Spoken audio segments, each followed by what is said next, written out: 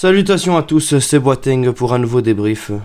Alors voilà, le Barça fait encore à nouveau 0-0 contre une équipe du championnat espagnol. Aujourd'hui c'était Getafe qui était 17ème, qui est 17ème au classement.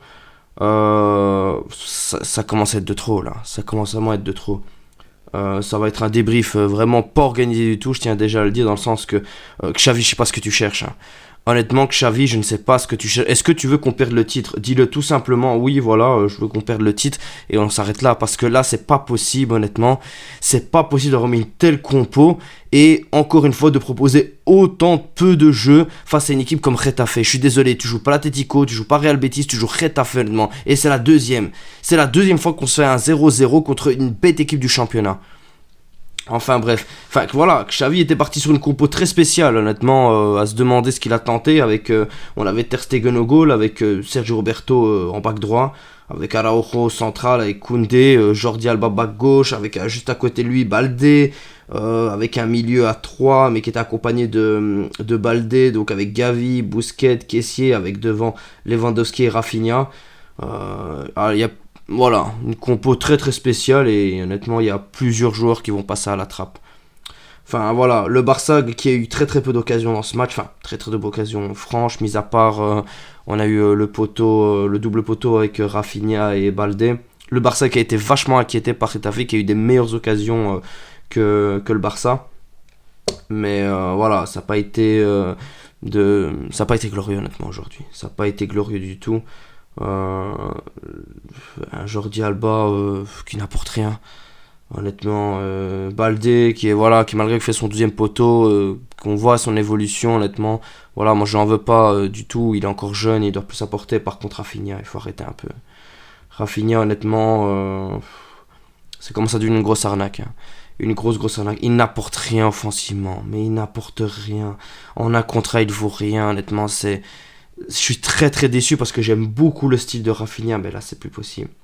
C'est plus possible du tout.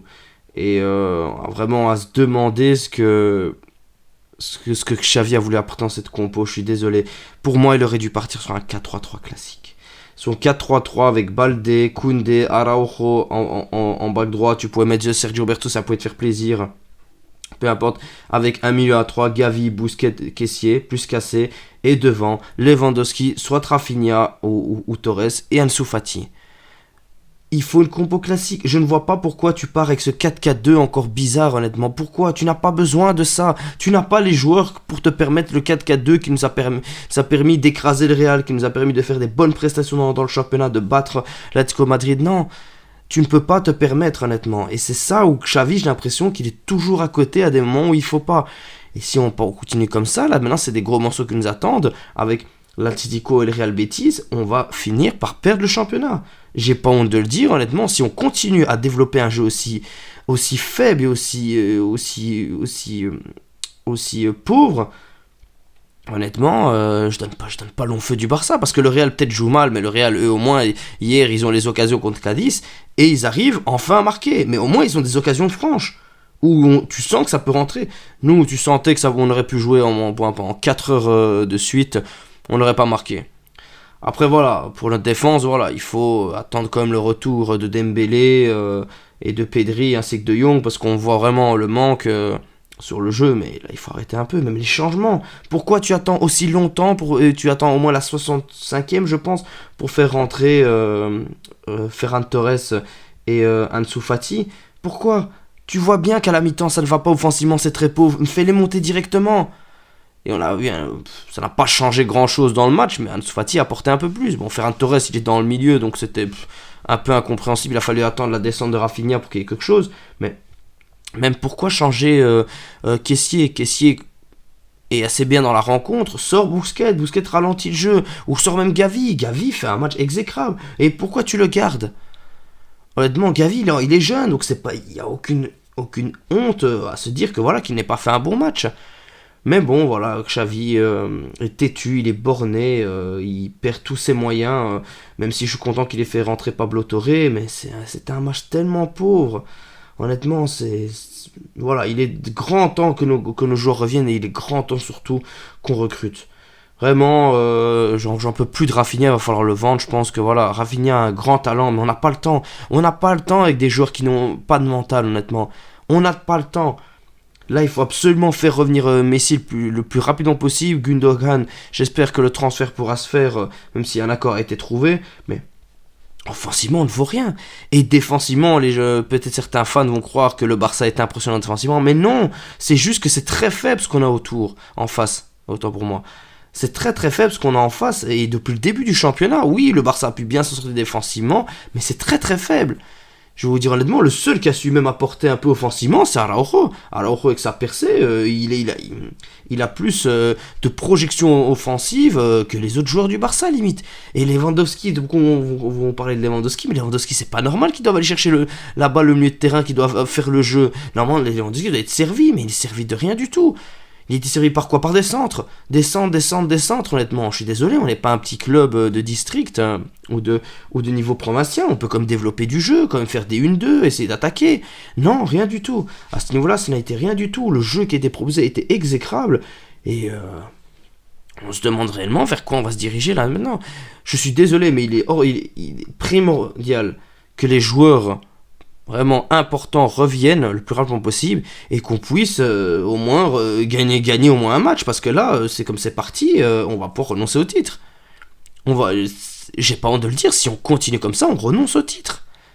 C'est pas normal que deux équipes comme Girona contre Getafe, tu n'arrives pas à marquer, tu t'en serais qu'un vieux 0-0 et tu n'as rien proposé dans le match. Je peux encore accepter que oui, tu perdes, ou même que tu fasses 0-0 en ayant apporté le plus possible, en ayant montré, en ayant poussé. Non.